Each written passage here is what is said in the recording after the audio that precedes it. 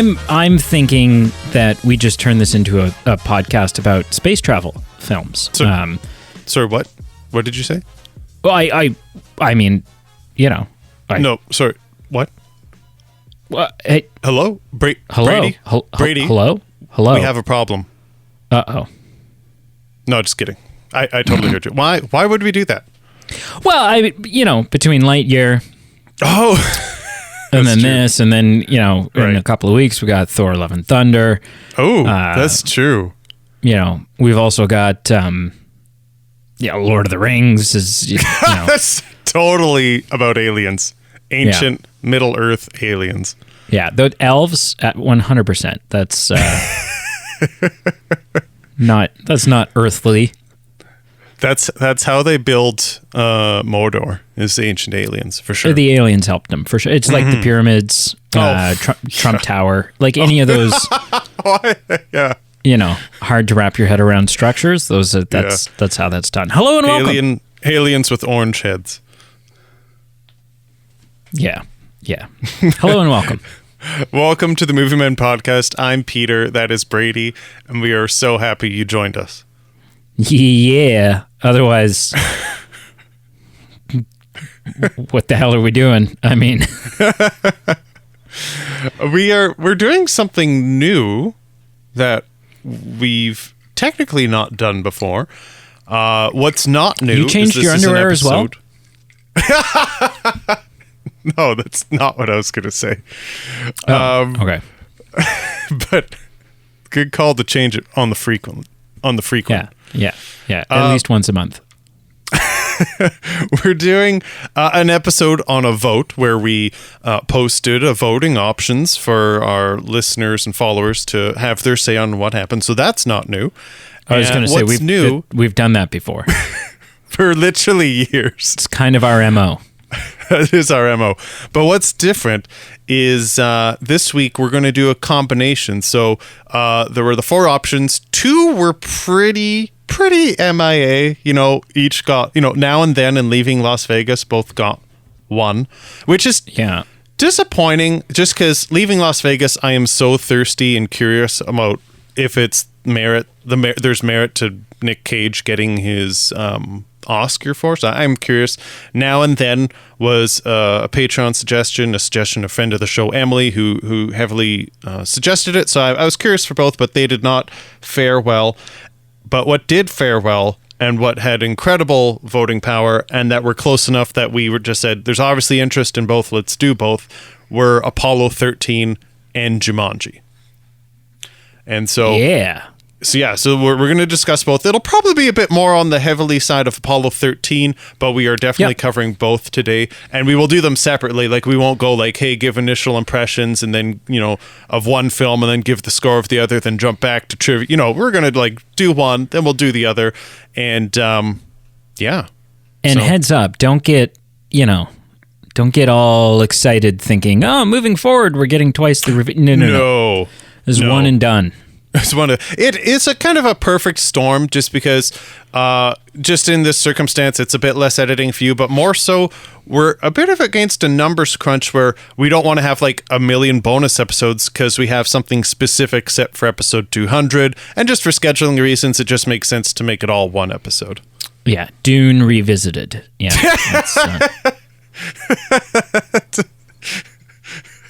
Man. We're going to do Dune. We're going to do Matrix. We're going to revisit Dune, the Matrix Resurrections, Cats, and we're just going to kind of Jurassic World Dominion or whatever it's called. Is that what it was called? Domination? Defeat? Jurassic World Detox, or I don't know. Detox, Dysentery. You make fun. Most of those I agree with were crap. You poke fun at Dune.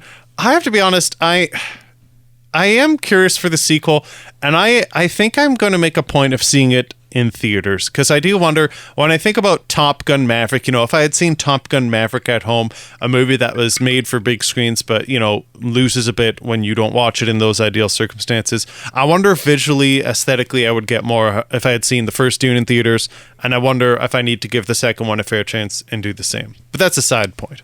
a side point. Yeah, I mean, I assume we're doing an episode on it. So. Yeah, I think we have to. Yeah. Yeah. But Apollo 13. Yes. Mm-hmm. A true-ish story. Yeah, a true story of conducted by not the story, it's like the events itself, but the movie itself conducted by Ron Howard. Yeah, directed as well. That's what I meant. In fact, it wasn't conducted. The soundtrack, it's not. Well, not scored by Ron Howard at all. In a musical sense, I just meant the orchestrator of the film. Ah, so you're back to an orchestra, and that was not Ron Howard's. He probably chose the person, but that's who knows? It's not how it worked. I do have trivia for this. Well, lay it on me, big boy. Meh. Okay.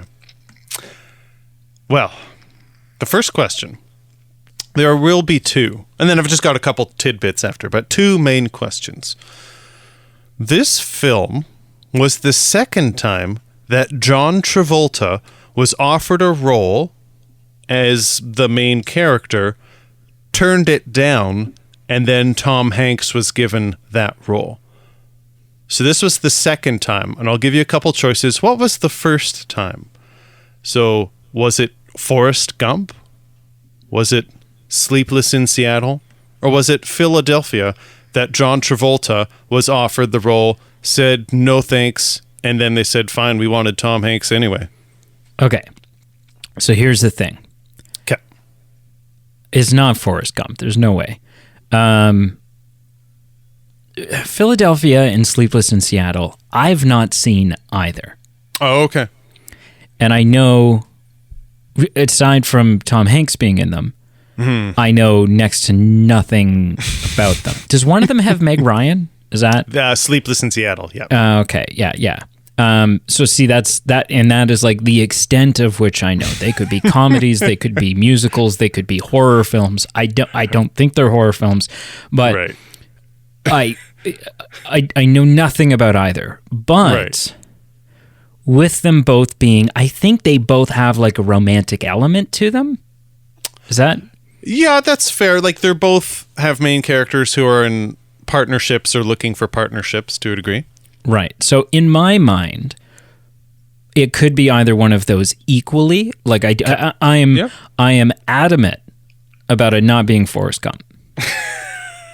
There's just I don't know. There's no way. Like, Forrest Gump may have been written for Tom Hanks. Like I don't know, but it's like it feels, I'm gonna go with Philadelphia, and I don't know why. Just that's if I have to take I have a hunch. I have an inexplainable. That's what my gut is saying to do, is to go with Philadelphia, and I won't even feel bad if I get it wrong, because it was a total. I'm basing this off of nothing. Sure. But if I get it right, I'm a damn wizard. Oh, of course. But, so Philadelphia. Yeah. Okay. If it's Forrest Gump, I'm quitting the podcast. It is Forrest Gump. Is it really? If you Google was John Travolta offered Forrest Gump, the first thing that pops up is an article titled "The Real Reason John Travolta Turned Down the Role of Forrest Gump." You had me, like, I read this tidbit, and you're adamant. A disgusting concept. You're adamant, like, it can't be John Travolta, had me second guessing myself, and I'm like, listen, I gotta check this on, like, a third source. Like, what do you, so you've got John Travolta, like, hey, Mama always said life was like a box of chocolates. My name's Forrest Gump. People call me Forrest Gump. Okay, that's a terrible. It's a terrible John Travolta. But Grease is the word. Yeah. Oh my God, that would have been so arguably okay. So if you look at the career of Tom Hanks, okay, yep, I think agreeably we would both put Toy Story up there. Oh, of course. If we're looking at like the iconic, the what are the career defining roles? We have to talk about Toy Story. Yep. Saving Private Ryan for sure is on that list. It is. I know you don't agree that it's amazing, but it was an iconic role. No, I think a lot of people liked it. I think it's good, important. but I think if you can only name 4 of his roles, is that because I'm thinking Toy Story, Yeah. Okay. Big. You'd put Big ahead of. Well, hang on. Okay. Big. Just Okay. like with the iconicness of like playing Heart and Soul on the big piano. I'm not and disagreeing stuff with like you. that. I'm just saying that might be 5th or 6th for me. But I'll let you continue. I hear you. Castaway. True. Castaway should be there. Yep. 100%. And Forrest Gump. I'd and squabble so you. So yeah. For the point So of I'm, this but argument, I'm just surprised, like, Yeah. you know, that, Yeah. like, you know, you look at John Travolta and he's like, what? He's in some movies where he dances, right? What's his big dancing movie? okay. So Something Fever? So right. Okay. So he's in Grease, obviously, because we just mentioned that. But yeah, he's in Saturday Night Fever, and I think there was Right. a sequel to it. So yeah, there's those iconic movies. Yeah, he's the villain in the Punisher film, like the Thomas Jane, but that's not even... Yeah. His from certain perspectives or some people's opinions, he did kind of go through a dry spell, and what put him back on the map was Forrest Gump was from 1994. What put him back on the map was also a 1994 film, Pulp Fiction, from Quentin Tarantino. yeah. Oh yeah. So Pulp Fiction. That's one of his iconic roles. So And then strangely, I would also say Hairspray. Hairspray was see, like I haven't seen that. I haven't seen it. I've seen bits and pieces, but he plays Sure. like a larger woman in Right. it with like a, Yeah. you know, and I think it's from what I understand, it's a beloved performance. Yeah. But anyways, Yeah. yeah. So anyways, all that aside, that is like one of those castings where you say like, who else would you have had play Mrs. Doubtfire? Right. Like I can't even. Right. There's no And way see- to even Yeah. fathom that. It's an opportunity cost, because if Tom Hanks isn't in Forrest Gump, that movie is less. And if John Travolta isn't in Pulp Fiction, I feel like that role is deteriorated as well, just because they're both iconic roles. So the best thing happened for both parties, for sure. Here's the thing, though, Yeah. about what you just said. Sure. John Travolta in Forrest Gump, no way. No way. Tom Hanks in Pulp Fiction? It's hard to picture because it's Very hard. so iconic. However, Yeah. if you had to, if a gun Oh. was put to your head and you Wow. had to choose one, You are like you saying the phrase Tom Hanks in Pulp Fiction in that role. I'm going to call you the Riddler from now on, because you've got my head spinning. right? Like I don't know. but it could. I don't know. Yeah, I don't know. anyways. I'm with you. It's got me thinking. Like, there's absolutely every merit that he could do it, and I'm now just genuinely curious about it. Yeah. Or Nick Cage in either role. All right. The second and last question: who turned down an offer to star in Apollo 13 as one of the 3 main characters, like the 3 main astronauts who were in the Apollo? Who turned it down? Tom Cruise, Brad Pitt, or Bruce Willis? Huh. Oh, geez. Okay, so it's 1995. Although, I mean, really, it's like 1993, 1994 Sure. when sure. these decisions are being made. Yep. Makes sense. I don't know where this falls in the Die Hard timeline. Ooh, I think, if I'm correctly, I think the third one came out in 95, to be honest. I think. Okay, so I one mean that's in that New could be a York. reason. That could be a reason that Bruce Willis would say no. I've got, you know, Yeah. Brad Pitt. I just, for some reason, I can't see mid 90s Brad Pitt. I mean, he's like, at this point, Brad Pitt is well known. Oh, of course. But I don't think he's at the point where I don't think he's at the point in the mid 90s where Brad Pitt is like turning shit down. Right? Like, I don't think he's like, oh, you did this, major film with all these other big stars. I'm just going to sleep on this. Like, I don't. Yeah, right. And then Tom Cruise, the only thing that would make me think it would be Tom Cruise is again, this whole like Tom Cruise has to be the man in charge type thing. But again, we're talking mid 90s, and I don't think that Tom Cruise was there yet. There. Right. Because I think someone would have told Tom Cruise to suck it at that. If Tom Cruise was like, it's the mid 90s, he's not, right. Yeah. He'd be like, well, I want to be in charge. And they're like, okay, we're going to go get John Travolta. Like, we don't need you.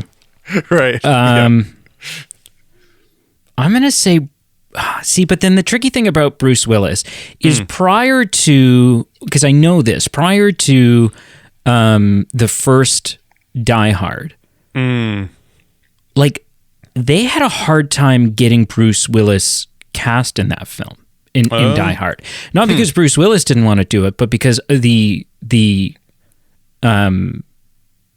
producers and stuff were like, and the shareholders were shitting eggs because because they're like, okay, we need this like serious action film with this guy who's got sex appeal and swagger and toughness and manliness. And at this point, like up until then, Bruce Willis is like a joke in Hollywood. He's not a horrible actor, but he's a comedic actor solely, right? And he's kind of like the doofy character a lot. Like it was a hard sell for them.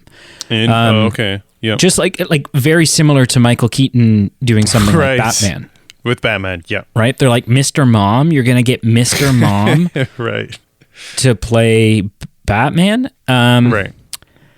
So I also just don't know that even after 3 Die Hards, although I know that like Die Hard blew up. So in terms of, I think they're all big stars in the mid 90s, right? You've got Tom Cruise is doing like Jerry Maguire and stuff like that. Yep. Mission Impossible, whatever. Top Gun. But I think at this point, the person who's experiencing the largest explosive career, a career that's like thrust someone into the ability to do whatever they want, is Bruce Willis. Oh, man. Okay, I don't think it's Brad Pitt. Okay. I'm going to say Bruce Willis. Okay. With the feeling that I might be wrong, and it's probably Tom Cruise. Yeah, that's fair. I follow where your thought process was to get to that point, so that's fair. Okay. Yeah, and I'm probably wrong. And it's probably Brad Pitt. It was Brad Pitt who turned it down to star in the film Seven, which came out in 1995. Oh, he made a mistake. Oh, hot take I mean, alert. Listen. Oh, well, I think Apollo 13 is a better film than Seven. I think they're very different. They're very different, for sure. But that's like saying, well, yeah, but that's like saying, sorry, that was not a hot take. Back to the Future is a better film than Cats. Like, The Return of the King is a better film than Lost in Translation, and even you have to admit to that. I will neither confirm nor deny. Oh my God! The only thing Return of the King is missing is Bill Murray. But that's true. Yeah. Can you imagine? Could you imagine? I want to. So the other factoids that I've got, the scenes with zero gravity, or like the space scenes that they had to film, they used like a zero gravity plane where they go in the sky and then they descend quickly, and it gives like 20-second spurts of gravitylessness. And I wonder, because I know that's a thing. Yeah. And while I was watching this, I was like, man, for the mid 90s. Right? Like nowadays, you could do harnesses, you could do a lot of CGI stuff, you could do whatever. 100%. And so the only thing I could think about was was the zero gravity planes. But I was like, man, what a shit show to try to film. Like They took 612 dives to get 54 minutes of footage. God. It's a lot of work. People like because I've watched footage like YouTubers and stuff that have done these things. Yeah. And like everyone's taking puke bags up with them for like like only doing 4 or 5 dives. Like it's jeez. You said 100 and something? Apparently 612. 612 dives. Yeah. In total. Now, it would have been different actors, and maybe sometimes, I can't remember, Stunt like maybe there were doubles and times, whatever. Yeah, like, yeah, you don't have Tom Hanks' face, so it's just someone else in a spacesuit. Like, I would assume. But still, even if Tom Hanks did it half the time, 300 dives. Oh, yeah. That's, a lot. That's a lot. And the other thing, so we've got the Titanic carryover with obviously Bill Paxton and James Horner, who I will say orchestrated the soundtrack in both films, and that is the proper use of orchestrated. We also have the Forrest Gump carryover, and I didn't make this with connection. Gary? Yeah, till I made Gary. Yeah, Gary Cine. I forget his last. Gary S. I can never ever. Yeah, I can never say it. But he plays Lieutenant Dan Taylor, and in Forrest Gump, he states that the day Gump becomes a shrimp boat captain would be the day that Taylor becomes an astronaut, and 1 year later, this film came out as Apollo 13. So that's kind of a funny circumstance. Yeah. And that's it for Cool. trivia. Yeah. Well, are you ready to get footloose on this thing? Oh, yeah. You All right. better believe it. So, initial impressions. Listen. Okay. I think this film is great. Like, not only do you have the star power of Gary S. Sorry, Gary. Kevin Bacon. Tom Hanks. Bill Paxton. Ed Harris. Right. I'd say prime Ed Harris. Prime Ed Harris. Because like 90s Ed Harris is like top of his, because you've got you've got The Rock. Oh, what's The Rock. Yeah, that's the one. The Truman Show. You have the Truman Show. Truman Show. Yeah. So it's this. Not only is this film, and these are all things we'll unpack. Not only is it entertaining, even when they're just like floating around in the thing and they're like, everything gets pretty technical and astrophysics-y, and you as a average layman's viewer is sitting there going, I have no idea what the whoop anyone's talking about. It's still entertaining. You're still hanging on to every word. Sure. Visually, there's 1 or 2 scenes that are a little like, it like pulls out and it's like approaching the earth, and the compositing is a little 1990s. Having said that, there's a lot of shots that for mid 90s. Oh yeah. Kick ass. And I'm looking at it going, wow, I can't believe this is the mid 90s. I'm a sucker for a true story. And from what I've read, everyone agrees that this is pretty accurate. Okay. There might be the odd, like maybe Bill Paxton's character didn't actually rip the bag and they just added that for dramatic, like, but whatever. Right. For the most part, it's very accurate. And there's a couple moments that make... Is a side note, his character in the film made a joke about getting the clap from Michael Keaton's character. And that was based on it, like he was actually sick. Michael Keaton's not in this movie. Kevin Bacon's. Kevin Bacon. We were talking about Michael Keaton. He made a joke about getting the clap from him, like using the same waste disposal, like for peeing. And the true matter of it, the actual person in real life actually was sick, and it was a UTI from using the same like urinating waste disposal. So like thing. Ridiculous level of detail like that. There's a couple moments where I'm very stressed and tense during this film. Yeah, as you should be. There's some very heartwarming moments. And there's like there's 1.5 moments. There's one moment that succeeded, and then one moment that made me come very close to tearing up. No way. Yeah. So all in all, Apollo, it's Apollo 13, right? Like it's how can you not like it?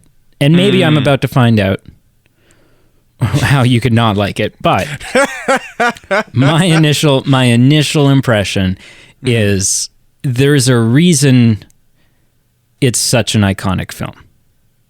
Interesting. What do you think? Yeah.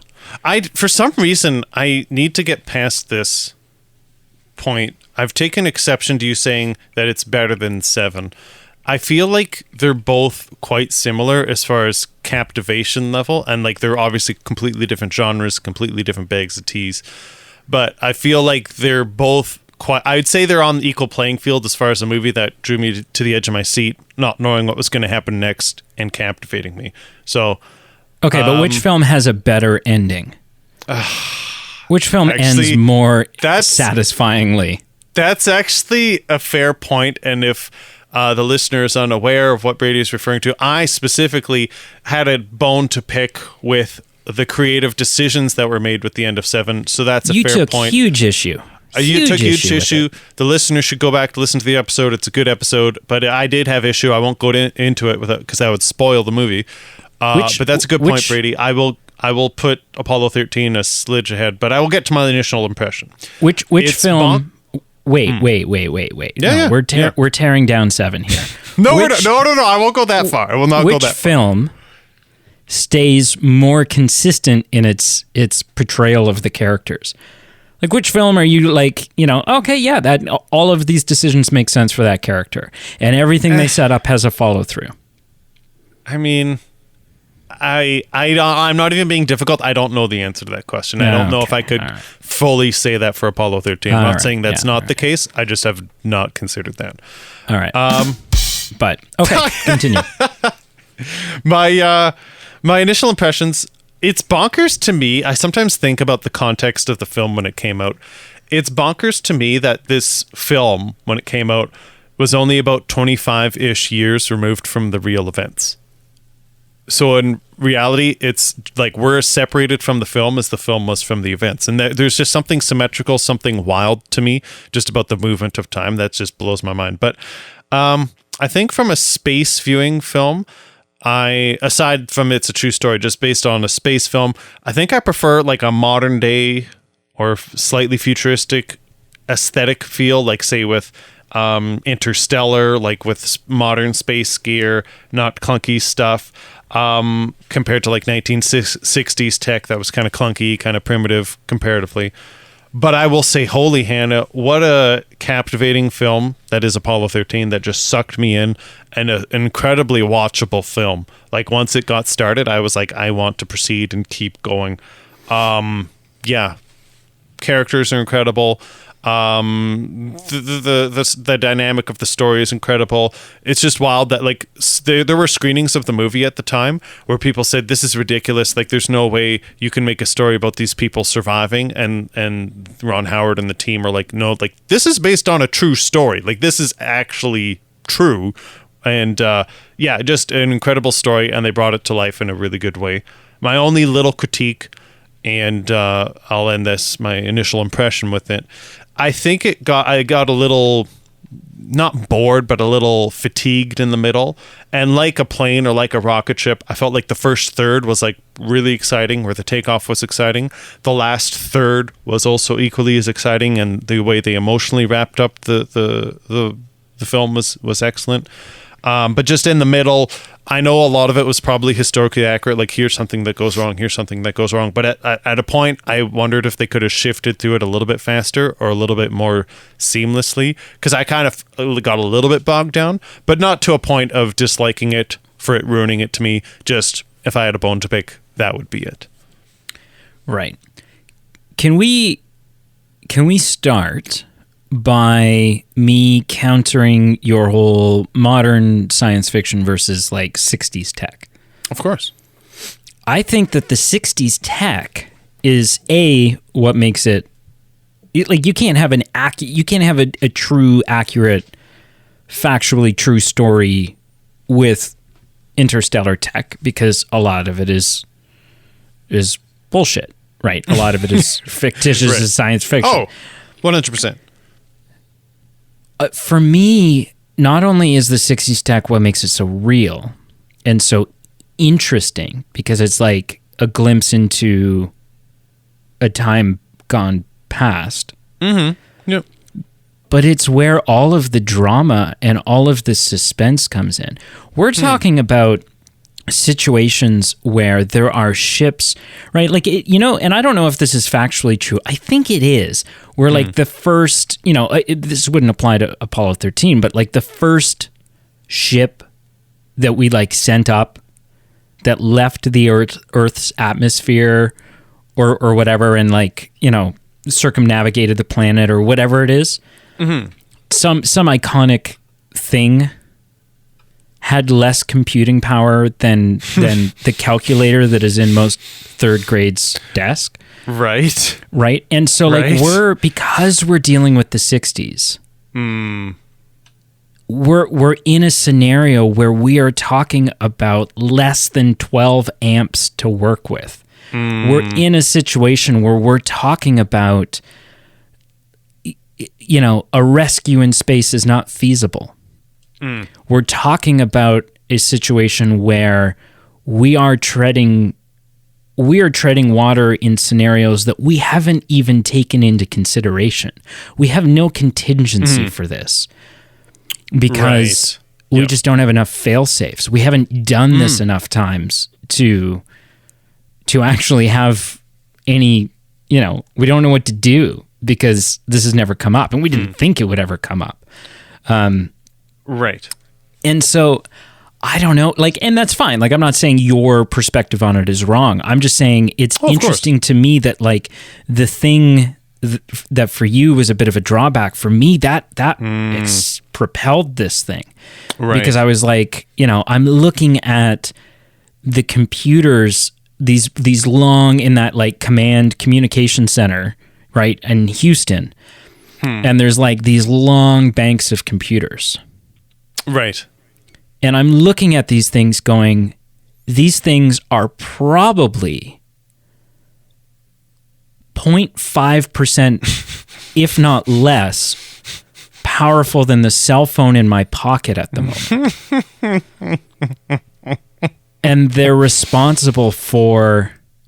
life. Like, hands down, the cell phone in my pocket is more powerful and has more computing power than the entire spaceship at this point.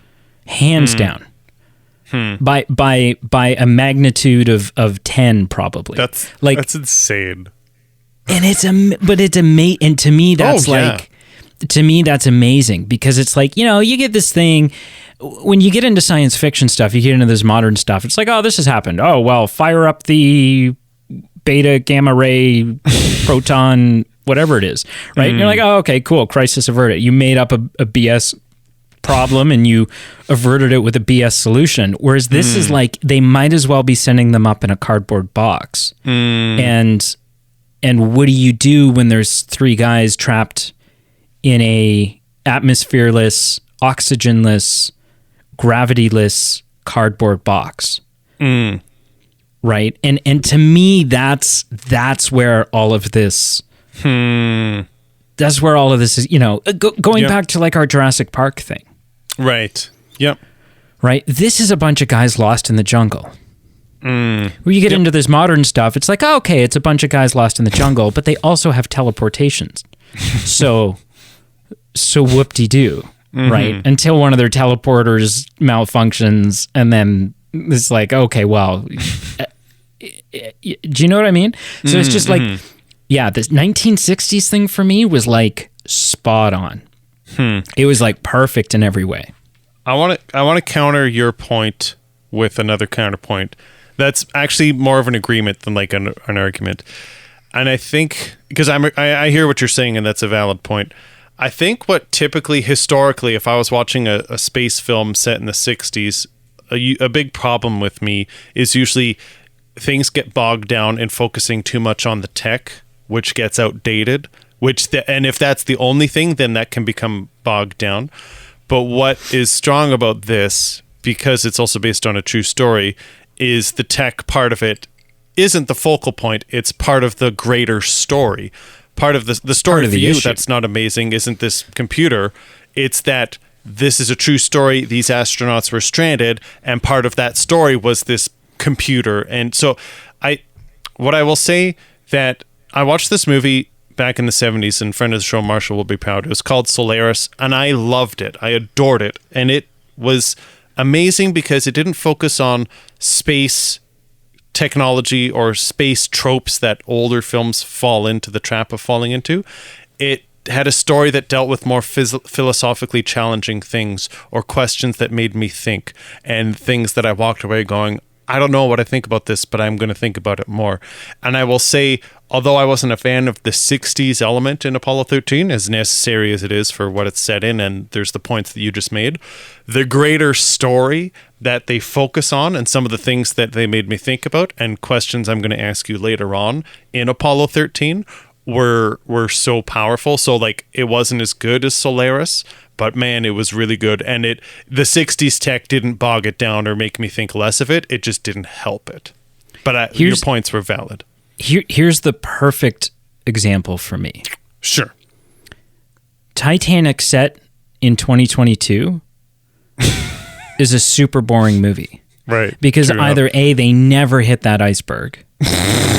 And B, if they do, it doesn't matter. Everybody lives because there's either ships or hundreds of helicopters coming or like whatever it is. Right? They're not dealing with telegraphs and Morse code and all of this stuff. It's like it's the technological limitations of the time that adds the stress, that adds the drama, that adds the this is a real issue. Maybe in my mind I need to classify. I think you're right. Like, I think the technology used in the example that you're saying in Apollo 13 and used in Titanic is different than the cliche or the things that I don't like. And in my mind, I maybe need to differentiate the two, because I see what you're saying. Like, as narrative devices and as coincidentally both parts of true stories, they're quite different than, say, a sci-fi thing that doesn't age well. So that's fair. Right. Yeah. Cool. That's fair. Cool.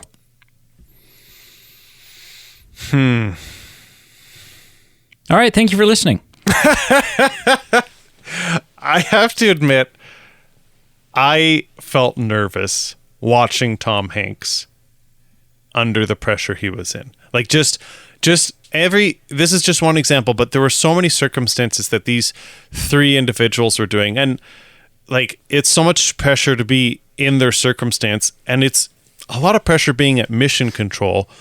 But at the end of the day, as much as mission control cared and as hard as they were working, at the end of the day, they didn't have the mortal pressure pressuring them. These three guys in there were working hard, and like, it was their ass on the line. And so there was that sequence, and this is just one that I'm picking, but there were tons like this where I literally stopped the film for a second trying to capture the moment in my mind, where Tom Hanks is doing mathematical calculations, again, a la the time, where, you know, he had to do this by hand, by pencil, made a mistake, erased it, kind of updated it. And low on sleep, low on oxygen. Low on everything, high on stress. And just this concept of, in the heat of not just like a deadline, but like an impending mortal doom deadline. And just with like, hey, you've got 15 minutes to crunch these numbers, grab what you need, do this, do that. And like maybe a 10-second, hey, mission control, can you check my math? And just like that moment was like, that pressure cooker of a situation is just hard to comprehend. And I know that's what they train for. And they're the best humans to be in that circumstance, as best as you can prepare. But like that scene to me really, really resonated with me. I'm like, this is an insane situation. Yeah. There's so many moments that, like, just moments throughout this film, just little nuggets of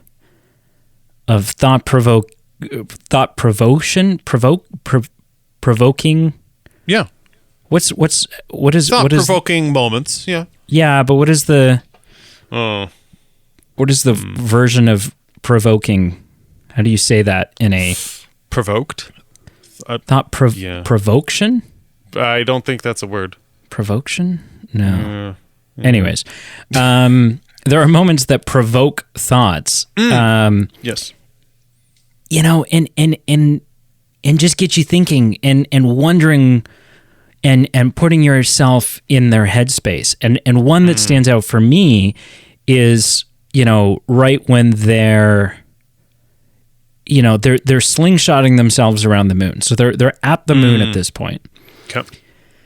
And they're looking down at the spot where they were supposed to land. Mm-hmm. And the other two guys, Fred and whoever the other guy is, not Jim. Hang on, I have it pulled up here.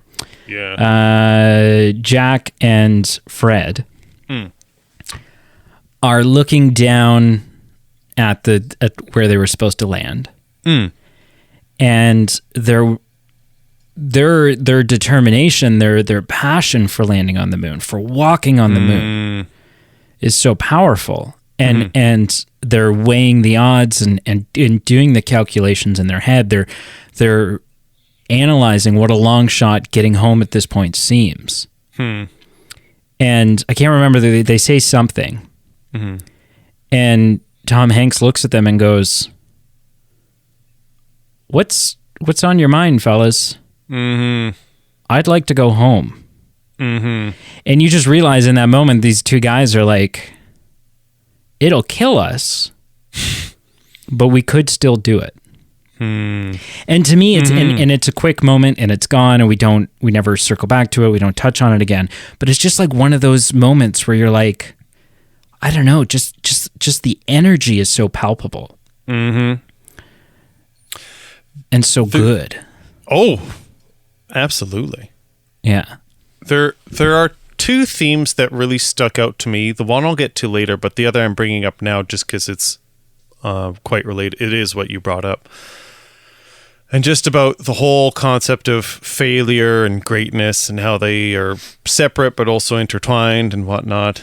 And just there's that whole sequence that you're talking about and what led up to it. So there's the moment where Tom Hanks, they're orbiting the moon, and Tom Hanks like goes away from the window and he says, "Hey, Kevin Bacon," that's how I'll refer to him as, "do you want to come take a look?" And they're, you know, like, "Hey, don't you want to look too?" And he's like, "I've been here before." And maybe I'm reading into it, but I also thought like maybe this is a bit of a rubbing salt on the wound that he was coming close again, but he won't be going. And there was just something about that moment where it was like, okay, I can totally understand as a human maybe some of the things he's feeling in that moment. And he himself fell into some of the daydream that the other men fell into, where he's having the fantasy of the first step and running his fingers through the, I don't know if it's soil or moon dust, but whatever the surface of the moon is. And he has these fantasies and he's having these thoughts, same as the other guys. But then you're right, he brings that back to focus and he rekindles their focus and says, "Guys, like, I want to go home. This is what we got to do." And just that theme of whole failure and greatness that was really embodied by Tom Hanks mainly. And it was throughout the whole film when he's like putting his thumb up against the moon and putting his thumb up against the earth and giving things perspective and looking at earth and his wife looking back. Like there was just something, like you said, palpable that you could feel. And that's one theme that was in this film. And one of the reasons that this movie just really transcended just a movie that was about a true event, a movie that was about, you know, space travel. It really brought a true human element to it. And I want to ask you, did this resonate to you at all, or what would you do in this circumstance? Like, I don't know if I have the courage to ever go to space. I'm going to be honest. Like, in that circumstance, I mean, in the future, if it ever became feasible where it was safe, that's one thing. But like in the 60s where it was like kind of Russian roulette, and I totally get why he called it quits. Like, what else can you do in your career? But part of, like, would part of it eat at you? Like, if you're one of the select few humans in that country that could have the opportunity to go if you chose to go, would you be able to just say, "Hey, I'm cutting my bait. I came close to death once. That's it"? Or would you say I've got to go because even if I die, I'll think the rest of my life on this and it'll lead away at me? Like how would you handle that situation? Like would you call it quits? Would you keep doing it? And I know it's so hard to do as a theoretical, but what do you think about that? Oh, I don't think it's hard. And I'm going to give you 4 answers. Sure. If I were Jim... And sorry, Jim is like Tom Hanks? Tom Hanks. Okay, yeah. I'm done. Yeah, I'm not... Okay. No. Yeah. Far too traumatic, post, PSTD moving forward. Mm-hmm. Yeah, I'm not going back. Okay. Would I go... Just as me, Brady, would I go up to space in that time period? No. Is it far too complicated, scary, risky, blah, blah, blah. Yep. Would I go up in the future when it's a cakewalk and you just, it's just like hopping on a plane. You just, like a passenger or whatever.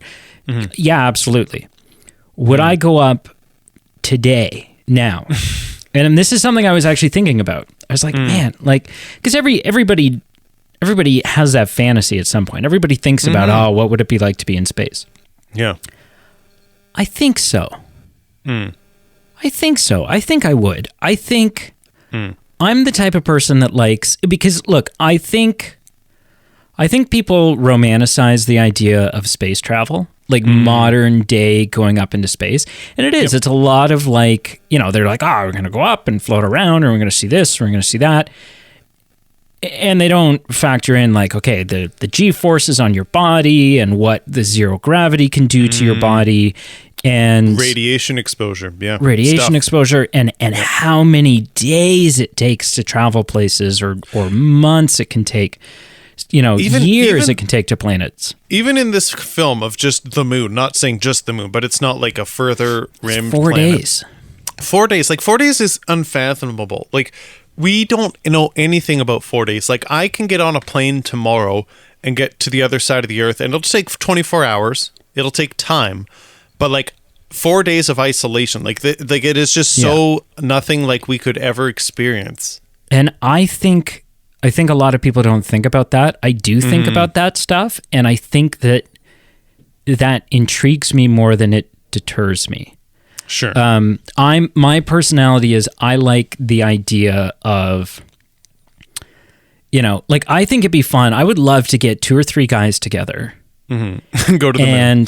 And go to the moon. No, I'd love to get 2 or 3 guys together, be dropped, in the middle of the helicopter down into the middle of the forest, 10-kilometer walk in any direction to civilization, and be like, okay, you have a week to survive. Right. Yep. Right. Sure. And figure out and like build a shelter and do it. So I'm intrigued by physical challenges and mental endurance. Mm-hmm. And so I think that's Aaron, who's going to be on the show shortly. Not today, but coming up. He's right here, right now. Any minute now. We had this idea for a YouTube video for the longest time. And I still, in the back of my head, think someday it's going to happen. It won't. But it was, we'd figured out so many things, like I'd talk to doctors about it. I'd talk to really, really doing our research and so on and so forth. And basically what it was we were going to go up, we were going to live stream it and have videos afterwards and tech people and all this blah, blah, blah, first aid. And it was 3 guys on 3 separate, so you find 3 trees that are sort of in a triangle, and you put like a level aircraft cable, zip line, between the 3. So there's 3 cables. Mm-hmm. And all 3 guys go up on these cables, and it was kind of the last one there wins. And nowadays, I mean, you've got your Mr. Beasts on the internet, you've got like all these others. So it's like, it's less of this was like 10 years ago. So it's less crazy now than it was then. Mm-hmm. But yeah, like it was and we were talking about it, and in our serious discussions, we were like, okay, we'll call it quits at 7 days. If we reach 7 days, But I'm serious. Like, we were talking to doctors about blood thinner injections to eliminate the risk of blood clots. And like, oh man, it was like, so, and that type of stuff like energizes me. So I think the idea of all of the things about space, even just getting into space or going to the moon and walking on the moon and coming back or doing a spacewalk or whatever it is, all of those things that are probably by the general public either A, not considered, or B, considered and considered to be the miserable drawbacks. To me, that's part of the journey. And the training you would have to go through to be able to physically and mentally endure that. Yeah. That excites me. So there are your four answers to Brady in space. That's cool. And the one thing I would hop on and jump on your coattails there is philosophically, I'm going to ask rhetorically because, again, we're not there in the future. You know, we don't know if in the future how soon it would be to travel to space. Would the shine be worn off? Like, would we still want to go when it's affordable enough that you and I, like regular Joes, can go? Will it have lost its shine? Will it be as special? Like, will it be the same as like you and I going to South America, where, you know, if we had gone in 1905, that's incredible, that's unheard of, it's a jungle voyage, it's like we are adventurers. In the future, if I can go to the moon and like I get a t-shirt and like there's McDonald's cups on the ground from someone who's, you know, going there, and, you know, people take their second trip there because, you know, it's a fun weekend. But, you know, there's just certain things that you kind of alluded to, like not that it's exclusive, but just the power and the danger and the you know, how much effort is gone into it that makes it unique and nothing to sneeze at. I wonder if it became more approachable or more equal that people could do it, if it would lose some of its shine. But that's, who knows, maybe someday we'll find out. I think you swayed my answer mid-question because, and you swayed it with like the McDonald's cups and what. If it becomes like if the moon becomes a tourist attraction, if aesthetically and environmentally the moon changes and is no longer a desolate rock, then that loses some shine. However, the ability to easily do it, the fact that anyone could do it, I don't think so. I don't think that kills the shine because, like, listen, have you been to see like the Egyptian pyramids and the Sphinx and stuff like that? Right. But I would like to. But you could, and anybody could. And does the fact that anybody could make you want to do it less? No, it would still be this crazy. It's something you haven't experienced, and so it would still be super exciting to do it. Now, I think it also depends on, like, if this is my 5th time doing it, right? I imagine, just like the dinosaurs in the Jurassic franchise, it probably never gets old. You probably never get over seeing the Earth from space. Yeah. Or the lunar sunrise, or the lunar sunrise that they described. Right, but there is probably a marginal decay in excitement, right? Where, like, that first time where it's not routine, and it's the unknown and the unexpected and the whatever. Yeah. Yep. So even if you know 10,000 people are going up into space somewhere every day, right? Like, you know, if something happens, you know, hypothetical, let's say 50 years from now, you and I are still kicking. We will be. Don't say that. I hope so. And Earth is completely boned. But that's okay because we've figured out intergalactic travel, black holes and whatever else. And there's like Earth 2.0, and we're all going there. And it's like twice the size and blah, blah, blah. It's got lots of room. We figured out a way to, you know, even though it's twice the size, that's okay because we've sorted out the gravity so that it's not an issue, or, you know, whatever. Yeah. And everybody's going. We're all going. That would still be just as exciting as if Sure. only you were going. Yeah. In fact, for me, that would be more exciting because if only I'm going, there's an element of really scary in that. Whereas if you have that sort of herd comfort where if everyone's going, it's like, okay, we're either all going or we're all dead. Sure.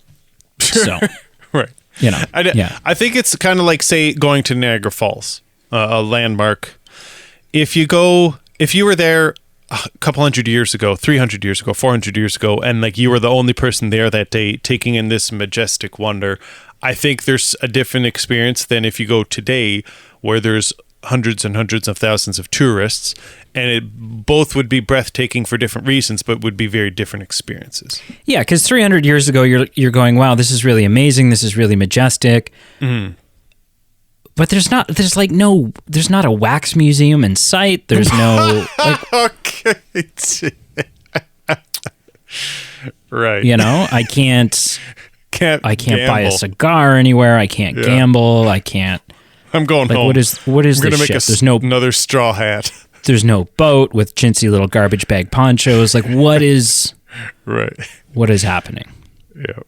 Which, by the way, if you have not done that, if you've not done the boat that goes to the bottom of the falls and does that, you got to do that. I've done it. It is oh fun. My gosh. Because there's a moment like right at the apex of that trip where you can do a 180 and it's just falls. Right. It's just like an unfathomable amount of water power. Yeah.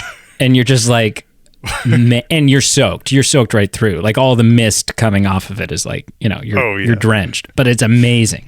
For sure. Yeah. Anyways, so Apollo 13. If you were Tom Cruise, if you were Tom Hanks, a little bit of a difference. Yeah, a little different.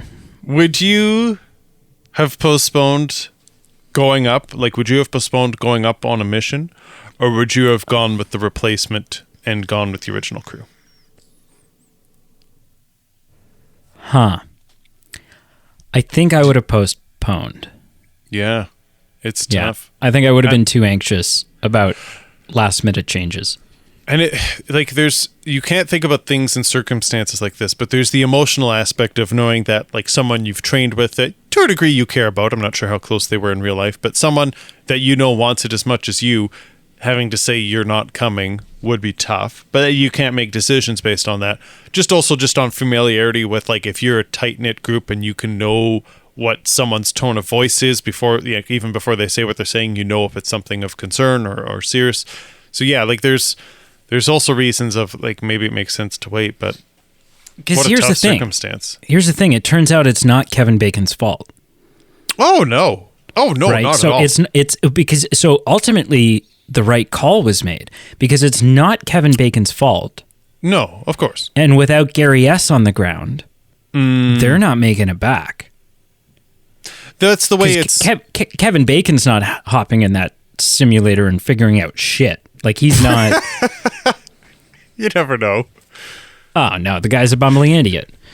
So, I have questions for you. Sure. I want you to guess so I said earlier that one moment in this movie made me tear up and one moment came close. I want you to see if you can guess what those two moments are. Okay. And assign them, like which one succeeded and which one came close. I'm going to say, and I'm guessing because of the subject matter, the one that came close was when Lieutenant Dang was told he was not coming on the mission. And the one that made you cry was Lieutenant Dang showing up in ground control saying, "Boys, I figured it out. Let's walk through it together." No, neither. Neither are correct. What was it? So the moment that comes close, honestly, is seeing Ed Harris tear up. Oh.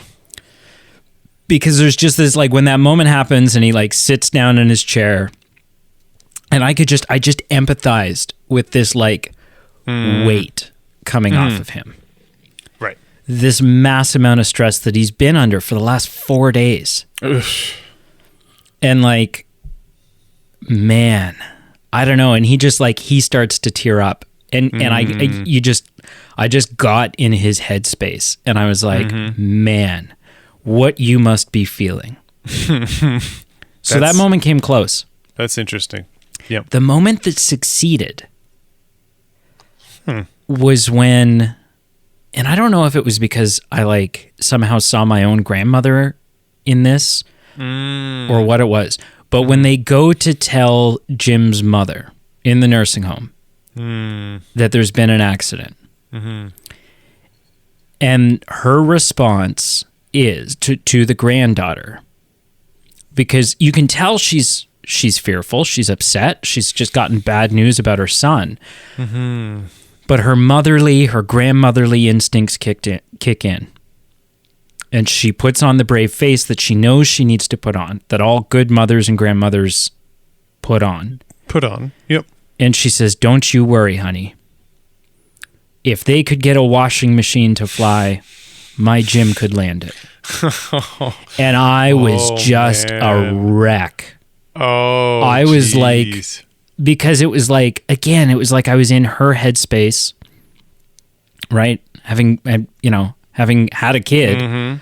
Yeah. I was like, what she must be thinking about her child right now. But and then this like undying confidence in her child.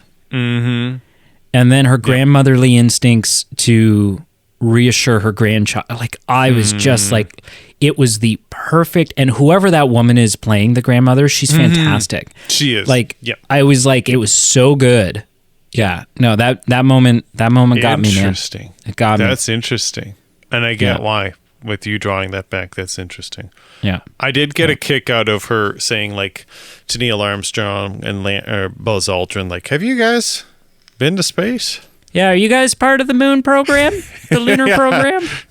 And Neil Armstrong's reaction is just like, well, you see, as a matter of fact, yeah.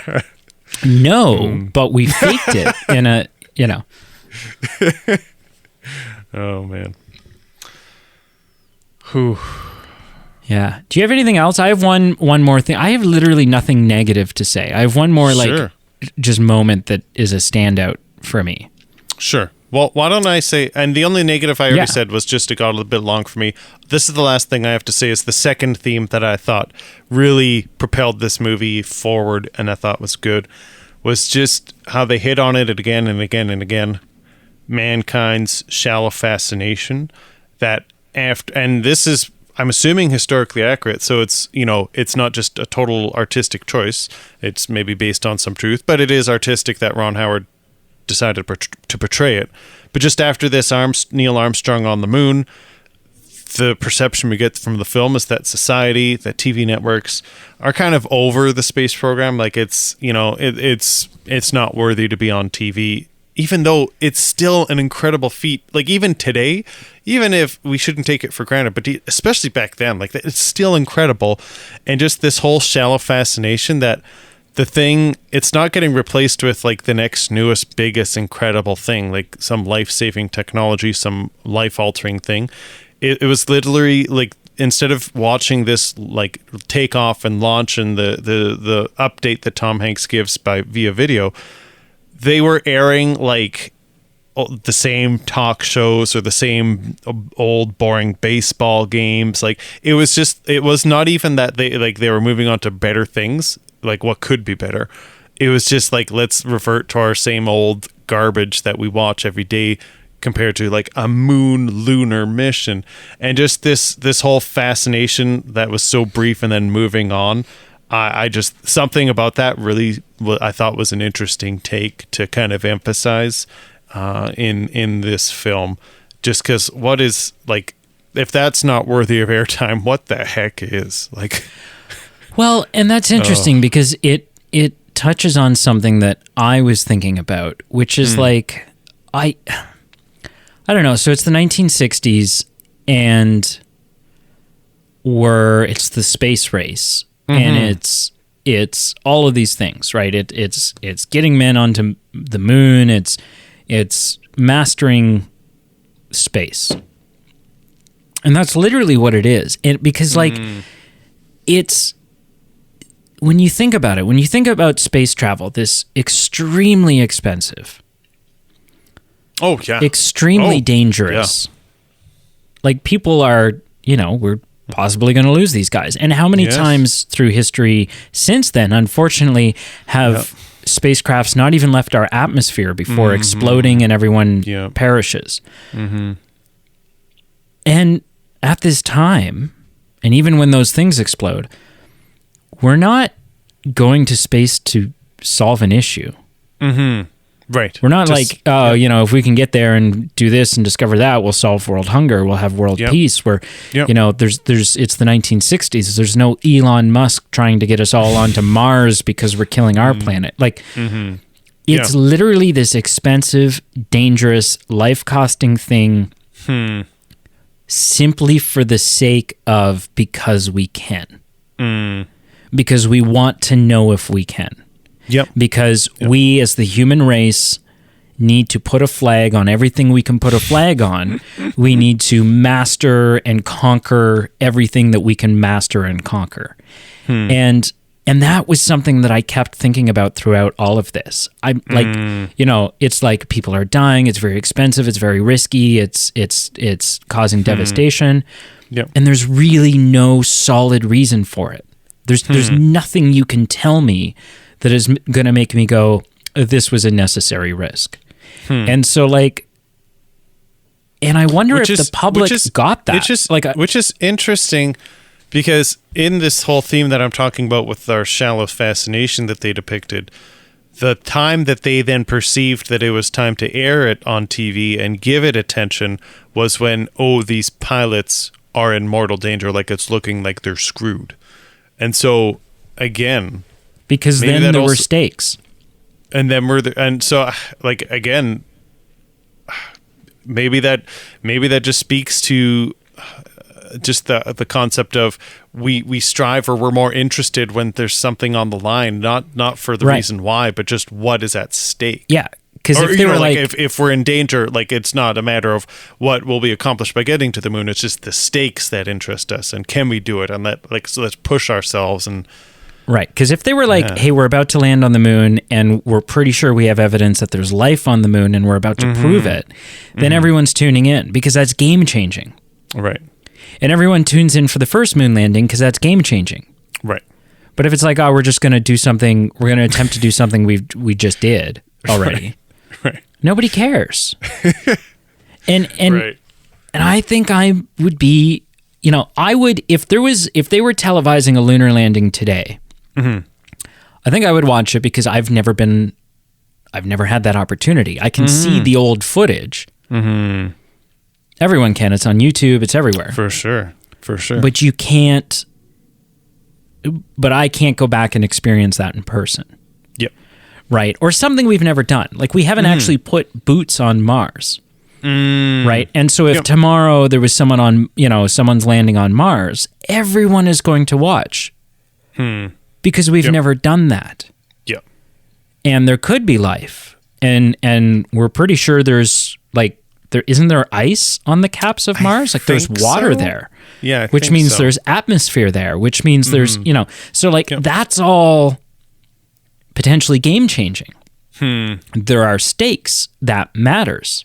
But if they're launching how many times a day now do we launch satellites and people go up and swap shifts on the International Space Station and nobody gives a shit. Nobody cares. And no one cares. Yeah, it's old news. It's not even, and maybe it is publicized, but not widely enough that it's coming on my radar. I'd have to go looking for that. Yeah. Right. So I don't know. But the one last thing that I was going to say that I do that really, I was like, oh, this is so cool, is this, again, it's like 1960s, and it's like, okay, here's a box of shit that they have with them. Figure it out. Right. And just this team of engineers going at it. Right. Or even when Gary S. gets into the simulator and he's like, I don't want to have anything that they don't have. Yeah. Right. He's like, oh, don't you want to take a break? If they don't get a break, I don't get a break. And like, it just that whole, I don't know. So cool. So cool. No, I agree. Yeah. Do you have anything else to say about this movie? No, I think that's it. then scale of 0 to 10, sir. How do you rate Apollo 13? Apollo 13. I gave it on my scale of how much effort I want to put into it. I don't think I need to see it in theaters, although maybe I would reevaluate if it was remastered in a way that the visuals were like incredible, like of modern day standards. But I would totally pay to like rent this or pay to get premium access to watch it sooner. Like if I had paid $30 to have to watch this movie, I would have been okay with that because it was an interesting view and had me captivated, and it has me chewing about different things and chatting about it with you. And like, it's just, I thought it was a really well-made movie. I don't know if I ever need to watch it again, or at least not for several years. But that's not a knock on the film. I just think it was a fun ride. On a scale of 0 to 10, I gave it a 6. For me, it doesn't bump quite into the good category, but it's definitely above a 5 out of 10, and it's a strong 6. Your scale's so interesting to me because you're like, I would pay $30 to sit on my ass at home and watch it, but I wouldn't pay $15 right. to travel 5 blocks and see it in a theater. True. In my mind, it's still the theaters is just the gold standard, I guess. I would like to microwave my popcorn as opposed to have it fresh. Yeah. Yeah. Cool. What do you give it out of 10? I give it an 8.5. I think. Fair. Yeah. This film's something I didn't say. This is my first time seeing it. Oh, okay, yeah, same. I think I maybe had some parts I remembered, like the ending where like Tom Hanks is narrating. I've definitely seen clips. Yeah. I wasn't surprised when he said, Houston, we have a problem. Like, right, no, obviously. No. Yeah. But yeah, no, it was my first like sit down, watch the film. Yeah, 8.5, man. I think it's... I just think it's amazing. I think it was a marvel. Visually, I think it's a marvel for the time it came out. Yep. And it's entertaining. It's thrilling. And I will definitely watch it again. Maybe soon. Cool. Maybe soon. Okay. 8.5 seems reasonable because the amount of praise you're giving it, but also, there are it's not visually perfect, but I totally hear what you're saying. Yep. Yeah, for sure. Yeah. So, Jumanji. Jumanji. How do you want to do this? Because we're going to spend like 10, 15 minutes on this, right? Like it's just, we're just going to kind of, Yeah. So we'll still do like initial impressions and then just chat about what we want to chat. It just won't be like 45 minutes of Jumanji. Yeah. So initial impressions, I think that this is, so visually, CGI wise, the film doesn't hold up. No. But I don't know that it had a huge budget. Like even for the year that it came out, like it's a comedy, right? So you're not. No. The visuals aren't your priority. No, absolutely not. And you've spent the budget on Robin Williams. I'm just looking. So in 1995, it had a budget of 65 mil. Right. You know what? I think that from a comedy standpoint, I think that Jumanji, from a comedy standpoint, from an entertaining standpoint, from a unique premise standpoint, I think that the original Jumanji is still one of the gold standards. Okay. Yep. Like, I think that it's fun, it's entertaining, it's this exciting premise, right? Like anything can come out of this board game. We have no idea what's going to come out. And the only way to end this is to keep playing, is to go deeper. It's going to get worse before it gets better. I think you have this really interesting character in Alan Parrish, right? In the jungle, you must wait until the dice reads 5 or 8. And then they stop playing. And it's been 30 years or something. Right. And so like, so that's interesting. It's I don't know. It's got a great cast, right? Young Kirsten Dunst, Robin Williams, Bonnie Hunt. Yeah. Whoever plays the boy. Yep. Right? Mr. Ismay from the Titanic. Yeah. Oh, that is him. It is. He plays the father and he plays Van Pelt. Yeah, exactly.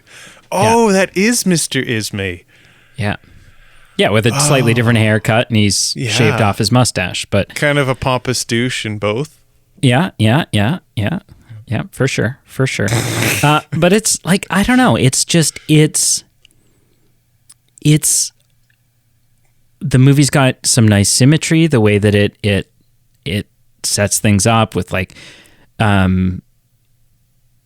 just the old version versus the new version, right? Like when Carl starts out, he's like working in in pair of shoes, and then he becomes a cop, and there's, like what year is it? I don't know. It's just, the visuals aside, it's fun, it's mysterious, it's suspenseful, it's hilarious at times.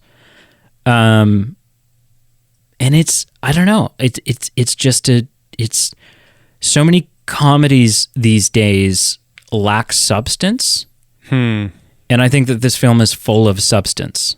And so that propels it to me to one of the gold standards of 1990s comedies.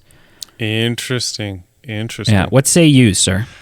So my initial impressions, I will say, man, if I can't think of such a perfect casting for Robin Williams, where you want the mentality of a child in a grown man's body, essentially. Like, this guy, comes out and he hasn't matured. Like, he's matured in ways of surviving in the jungle, but in some ways, like, emotionally, he's just still that little boy. Yeah, and he's been removed from society and education and everything. Yeah. And so just like where he's running around the house looking for his mom and dad, there were moments where I'm like, this is Robin Williams. Like, we talked about the beginning, John Travolta this, Tom Hanks that, where some ways you can flip some things around, but I can't picture another actor who would have nailed this part. I can't. But my hot take is here. Generally, I found this film, I've seen it before as an adult, and then I've seen it this time to review it. I found it quite mundane and flat. I felt that the tempo was slow, and I feel like the two remakes for me are just quite preferable. They're quite more, I would rather rewatch them. And there were just some hokey bits for me in this that like the whole Peter is a monkey for 20 minutes. I'm like, I don't need this. And just generally, I think it comes down to the newer ones have more recognizable talent that I appreciate. So when you have more people collectively, I think there's more cumulative talent to absorb and appreciate in the newer ones. Like, you've got The Rock, Jack Black, Kevin Hart, Karen Gillan. In the new one, or in the old one, the original one, yes, Robin Williams is excellent. Yes, Bonnie Hunt is great. Kirsten Dunst is a good child actor, but she isn't like bringing excellent tempo or excellent something that I crave. Like, I don't appreciate her as an actor until she's a bit older in movies that I like more. So I just think the newer ones, like the chemistry, I love more.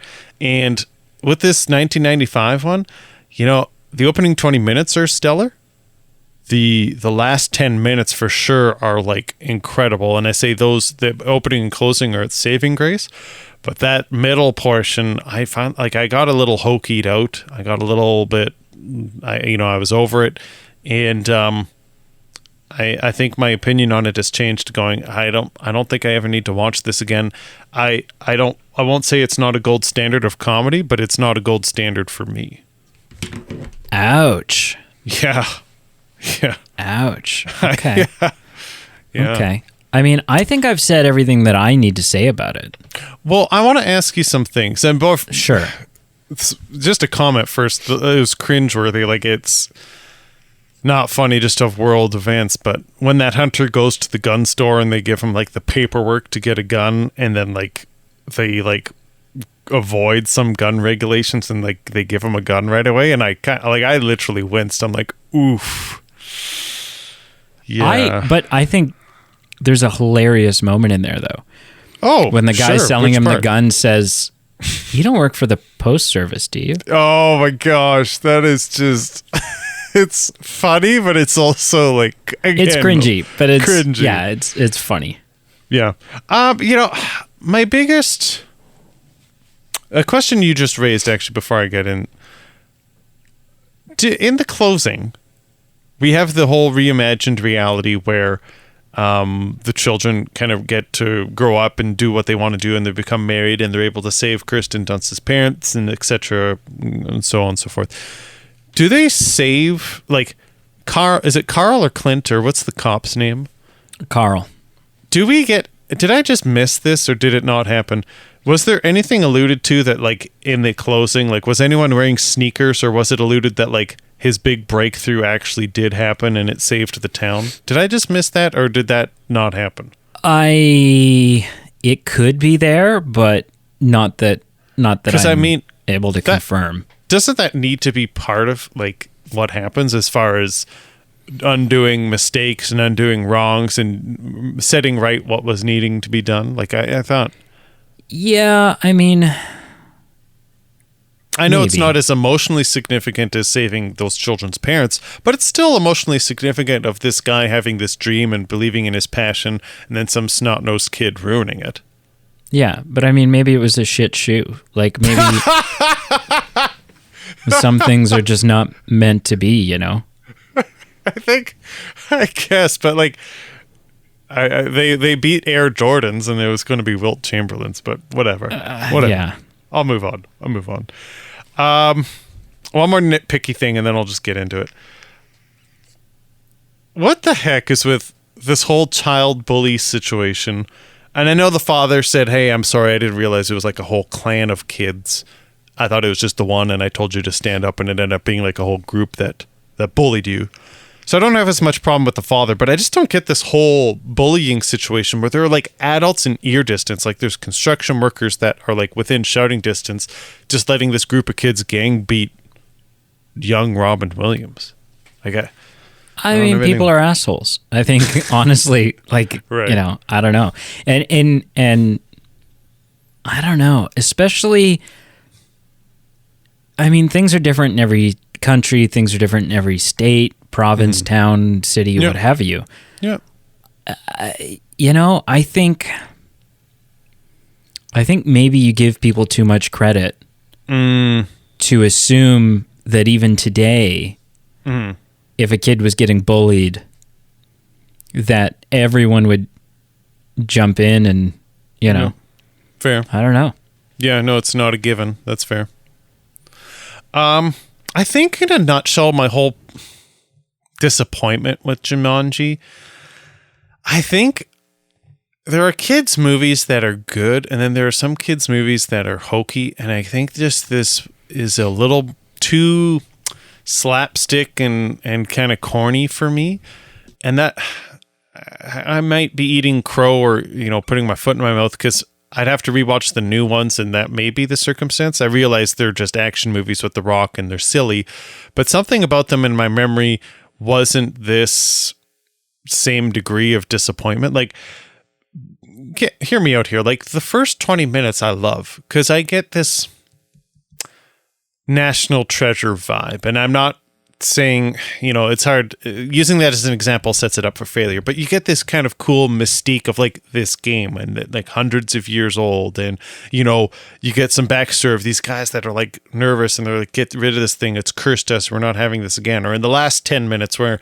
it's washed up to the beach and you have this curse going on. So, like, there's elements like that where it's like, I'm interested in this kind of plot and this kind of children's story, and if we had gone in a different direction versus, like, sequences where we've got monkeys shooting shotguns in the police car, monkeys throwing, you know, going Hobbit style, like throwing plates around and just being kind of like, you know, there was, I think, too much time spent in, like, the actiony, you know, stuff that I kind of got bored in it. And I just thought it could have been very more, have like a mystique around it and more adventure. Like, I think the reason I like the new ones, it's not set in department stores with monkeys doing stupid crap. It's set in the jungle where it's like, again, welcome to the jungle. Like, we might die because of just, like, high stakes, high intensity things. And, you know, like, just, again, it's not just so much corny. It's like it's a true adventure for me. And maybe that's it. Maybe this film just doesn't feel like an adventure film to me. And it just feels like too much of a, you know, a children's story that, has a great cast of Robin Williams doing what only he could do, and then outside of that, it just kind of gets a little weak. I think that's mainly it. I think it could have been an incredible adventure story. Yeah, and to me, it's not. And I think that completely just comes down to matter of taste, because that's 100%. why I prefer the first one. Sure. Because I'm like, part of the allure, part of the excitement of this, and even something they kind of, a flavor that's still kind of there in Zathura, is that it's our world that's being changed. And so there's sort of that like interesting tangibility, right? That relatability, as opposed to being in this world where you're not even sure what the rules of the world are. Like physics are different. And whereas it's in the first Jumanji, it's like, okay, no, this is our world, and crazy stuff is coming into it. So, and that's just, to each their own. Yeah. No, that's fair. And I agree with everything that I've said. That's totally comes down to personal perspective. And, I guess I can't critique the film. The critiques of the film are, certain CGI elements and certain things, but we just gave a good review to Apollo 13, and it had some of the same issues of just having dated animations and dated graphics and visuals. So, yeah. Cool. I think it Are you comes ready down to rank taste. it, sir? I am. 0 to 10 for Jumanji. Okay, so for Jumanji, let me walk through this with you. It's going to sound bad, but it's not completely bad. So I would not need to see it in theaters. Don't need to pay premium access. I don't think I'll ever feel the need to ever just say, hey, I have this streaming site anyway, let's watch it tonight. But if I was at a cottage and it was raining and there was no Wi-Fi and there was a VHS of it, I usually say this in a derogatory way just because that means it's in the bottom of the barrel, like I have no interest in watching it. But I think if there was a VHS of Jumanji and it was the right, time, and, there was no Wi-Fi and all those things I described, I think I would get a bit of a kick out of it. Just saying, maybe for the reasons that you just outlined. It's the gold standard. It's 90s. It has some corny elements. Robin Williams is excellent in it. So under those circumstances, I would maybe watch it. And so it's kind of a slight, but it's not really meant as a slight. There would be a finite moment where I would maybe be open to watching it. Out of 10, I gave it a 4. It's not horrible. It's not awful. It doesn't make me scratch my eyes out or anything, but it is below the midway point, and it's a 4. And that's what I gave it. Cool. What about you? 6.8. Respectable. Yeah. For what it is. It's not perfect. It's not amazing.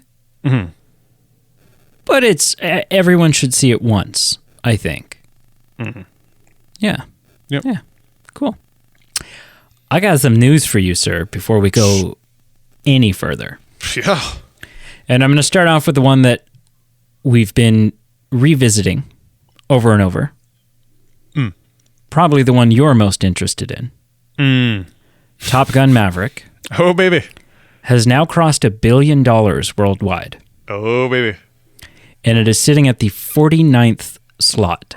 Oh, yeah. So as we continue to see, you don't think it's impossible that it cracks the top 10. I don't think it's impossible at all. No. So we'll see. I'm highly skeptical. I think of the two of us, you understand movie business a bit more. So, I think you have the more educated guess. I'm more just saying I don't think it's impossible. I'm not saying it's likely, but I don't think it's impossible. If it were over under 10% that it will reach the top 10, I would take the under. Sure. Yeah. I would take the Fair under. enough. Yep. Over or under 5, I might be swayed to take the over on 5. Sure. But definitely the under on 10. So we will continue to watch that and see. I am so excited how to see that where it goes. Unfolds. Yep. So Netflix has confirmed ad tiers. That there's going to be different, that essentially you'll be able to get a cheaper package on Netflix and there will be ads. Mm-hmm. How do you feel about ads? Would you save a couple of bucks a month to have your shows and movies interrupted by ads? I don't know. I think when you mentioned it, I was immediately saying I think I would. But obviously, I think about, say, YouTube, where, I am a cheapo. I do not pay for premium. So that means sometimes it feels like there's 72 ads before my 30-second video of how to undrain my sink or unclog my sink. And so, it is incredibly annoying. There are some free streaming sites, like, say, where we live, there's like a Canadian television network where you can watch certain movies for free and using their app, and that just means that there's commercials at different points interjected in. So I guess my long-winded point is I'm definitely considering it, but also that is a bit of a pain, so maybe they've got me hooked. Cool. What about you? Do you think you'd bite? No. Okay. No, to me it's worth it. Fair. Yeah. Yeah, that's fair. Not happening. Okay. Christian Bale has said, if approached, he would play Batman again.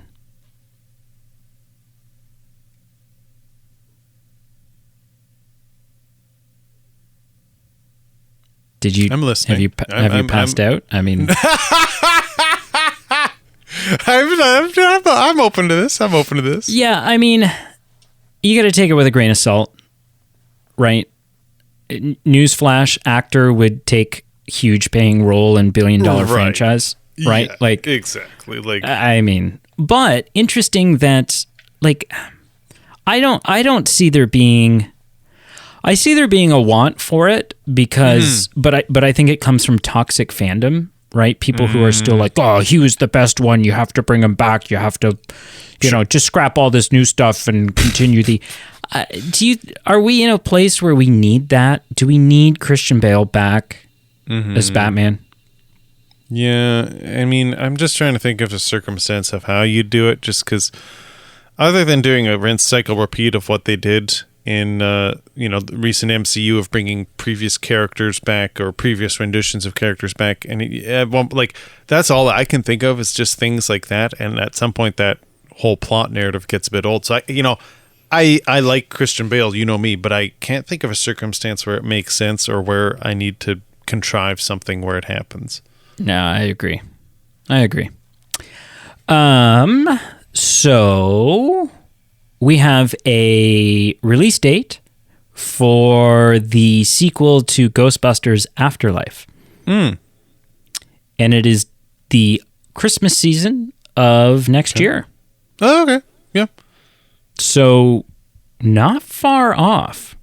Not really. That's true, because the one came out in fall of 21, so... Yeah, so it'll put it just over 2 years away from I'm super excited for it.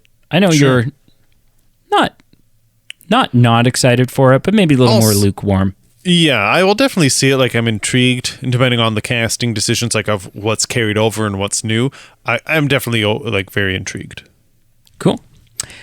John Williams has hinted at retirement after Indiana Jones 5.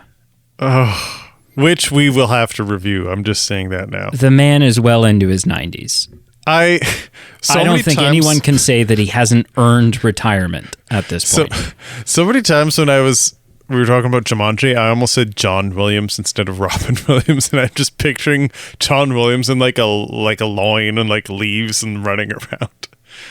But yeah, a guy in his 90s. Have fun picturing that. A guy in his 90s, iconic. It's so easy to forget how iconic his soundtracks are. It's just silly. It's stupid, really. Star Wars, Indiana Jones, Home Alone, Jurassic Park, Jaws, Superman.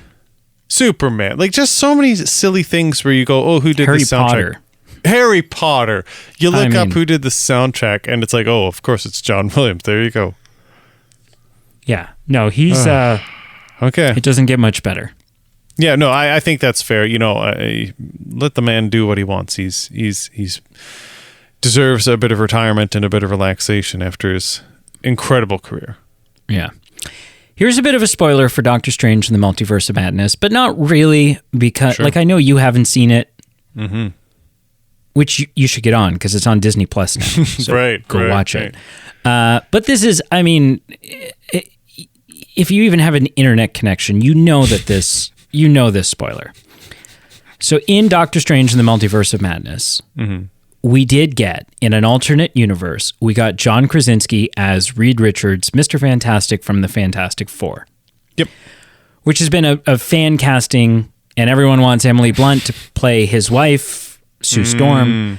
But it's been a fan casting forever and ever and ever and ever and ever. Since before cinema.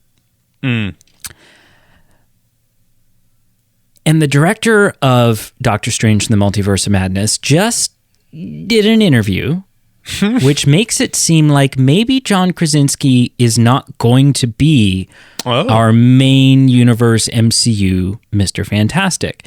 He said something to the effect of, I think Kevin Feige casted John Krasinski as Reed Richards because the fans were so adamant about it, and it was an alternate universe, so why not make that dream come true?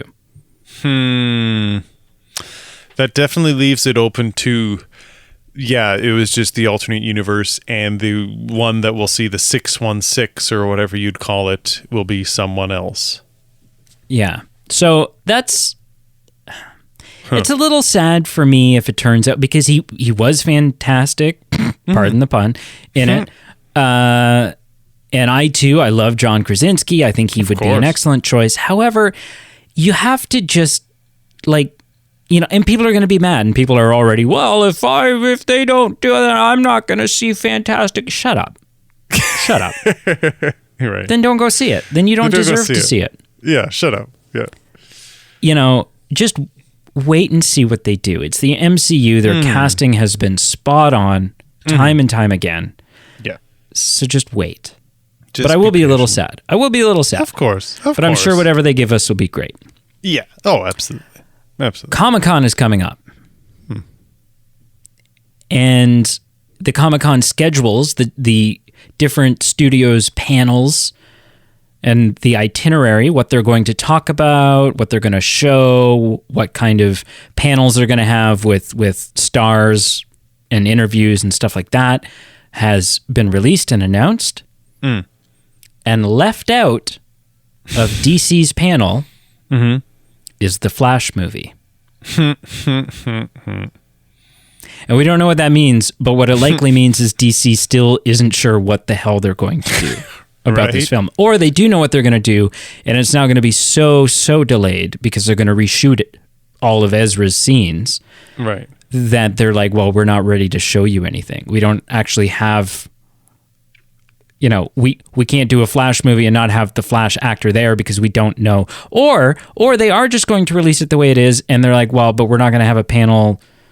We're not going to do the Flash movie without the Flash actor on the panel, and we're sure as shit not going to have Ezra Miller on the panel. So I don't... It doesn't give us any definitive, but it is an interesting ingredient in the broth that has become all of the hysteria around the Flash. Broth is one thing to call it. Broth. Two more things. Sure. As we know, Deadpool 3 is somewhere in the pipeline. And some recent comments made recently, which makes them recent comments. I was just going to say, I was like, some recent comments from 1904. Has given some credibility. Recent comments made by Hugh Jackman have given credibility to the idea that he may return as Wolverine in Deadpool 3. Interesting. How would you feel about seeing Hugh Jackman don the claws at least one more time? I mean, so I haven't seen all the Wolverines, so I don't think it would have the same meaning to you or other people like you. But seeing in that kind of context of a film, I think would be entertaining. Oh, yeah. Well, and I mean, yeah. So, yeah, I want it so bad. Even though Logan was like the perfect ending. Right. Have you seen Logan? You've seen Logan. I've heard it's incredible. It's on my to-do. Oh. Maybe we got to do the X-Men at some point. After we do Mission Impossible, maybe we should do the X-Men.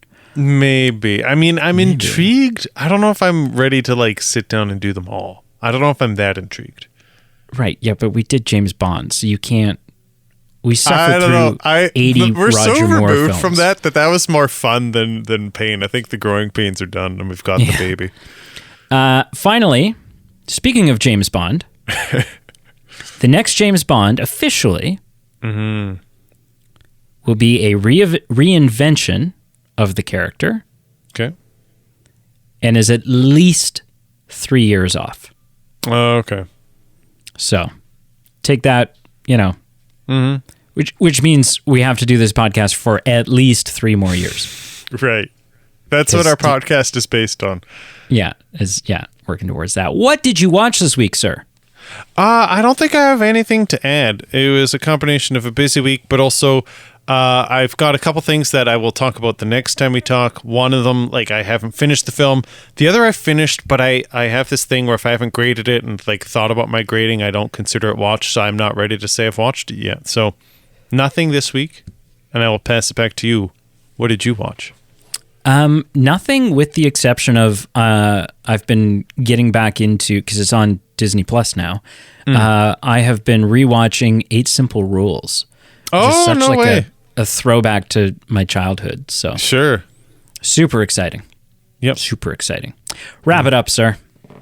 Well, thank you so much for listening. Thank you for joining us. Thank you for voting if you did.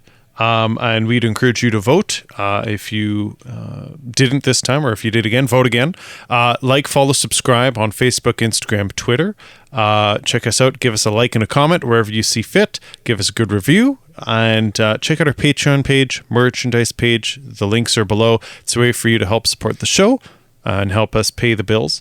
And we'll give a shout out to our super Patreon supporters, most of whom voted in this current or most recent vote. But we got Marshall, we got Adam, we got Andrew, we've got Brenna, we've got Daphne, and we've got, oh man, my brain is, I think that's all of them. I think that's everyone. Oh no, I'm paranoid. Did I forget one? I think that's everyone. Now I'm going to be up all night. I'm going to be up all night. Or you could just check afterwards. And I'll check afterwards. Yeah, I'll do that. Thank you. Thank you for listening, everyone. Thank you. And in the famous words of pretty much no one ever. What? I don't know. You end almost 200 episodes. You gotta, I don't know. Brady, we have a problem. I know.